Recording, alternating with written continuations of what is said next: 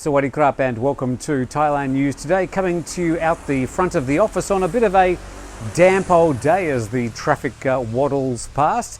Just a quick shout out to Silvio Real. Thank you very much for becoming a member. Also, we've moved our comments section on the Thaiger.com all the way from commenting directly under the article to a new thing called Thaiger Talk. So if you scroll through the article, underneath it you'll see Thaiger Talk. Click on that and it takes you to a new forum where there's a lot more opportunity for interaction, and you can register there as a commenter and go for it. We've got moderators there to make sure you behave yourself, but otherwise we look forward to your comments. So that's Thaiger Talk, a new addition to the Thaiger. In the meantime, let's get started with today's main news stories.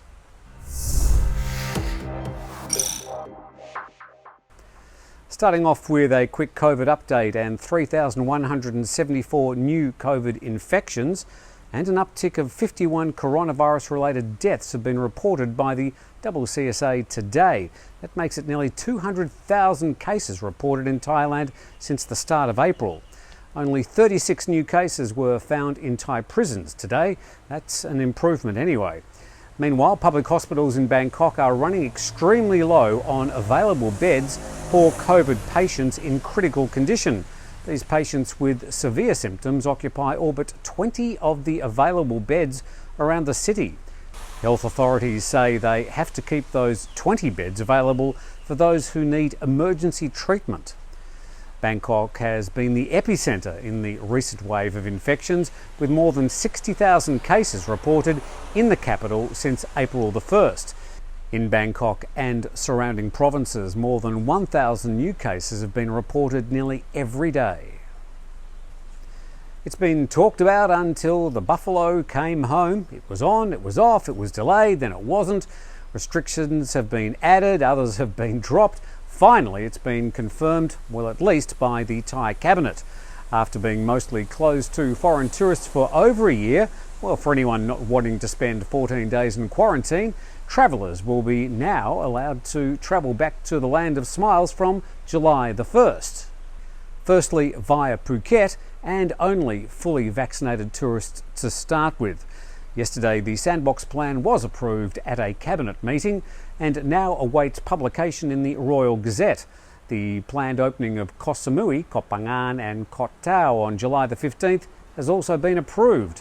But a government spokesperson says that disease control measures will remain in place and the reopening can be cancelled if Sandbox areas start to record over 90 infections a week.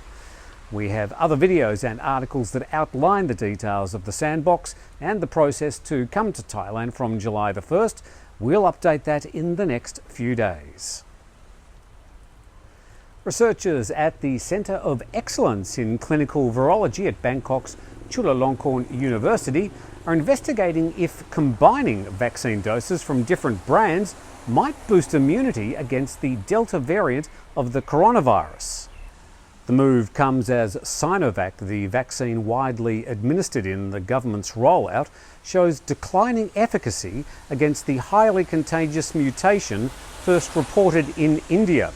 Researchers are looking at combinations of Sinovac and AstraZeneca, adding that results should be available within a few months. The studies involve administering Sinovac as the first dose, followed 4 weeks later by a dose of AstraZeneca vaccine. It's hoped that the combination of different brands could increase immunity and offer better protection against infection. We should add that these are only preliminary tests at this time. Want to keep up to date with what's happening in Thailand? Download the Thaiger app. It works on both Android and Apple. And it's free. All the latest news, videos and information at one click from your phone. Go to your Play Store or App Store and download now. A truck driver was killed in an explosion last night after the vehicle drove off a bridge in Songkhla's Hat Yai district and burst into flames. The truck, transporting containers full of racks of eggs, had passed the Sadeo border checkpoint and was headed towards Nakhon Pathom near Bangkok. Officers investigating the incident say the truck crashed through a railing on the bridge and caught fire after hitting the road below. 2 blasts from explosions were heard from residents nearby. The inferno took 2 hours to extinguish, and the 29-year-old driver was found dead behind the wheel. Police are still investigating. French nationals living in Thailand who are 55 and older can now register for a Johnson & Johnson COVID-19 vaccine. The Embassy of France in Thailand has organised a vaccination campaign for French nationals, providing the single-dose COVID-19 vaccine for free. The costs are subsidised by the French government. The campaign starts today and will end next month. Inoculations will be administered at 8 Bangkok hospital locations, including in Bangkok, Chiang Mai, Hua Hin, Pattaya, Phuket, Khon Kaen, Koh Samui and Udon Thani. French expats will need to show their passport or national identity card, even if it's expired. Copies will not be accepted. Those who have received a Sinovac or AstraZeneca vaccine cannot receive the vaccine supplied by the French government. French citizens should contact their local consulates or embassy for further details. Australian government. And whilst we're talking about foreign governments, the United States has issued a statement advising Americans not to travel to Thailand at this time, citing COVID-19 risks and civil unrest in the South. The US Department of State Bureau of Consular Affairs regularly updates travel information for US citizens wishing to go abroad, issuing a travel advisory level 1 to 4, and this week rated Thailand at level 3. Level 3 advises citizens to reconsider travel.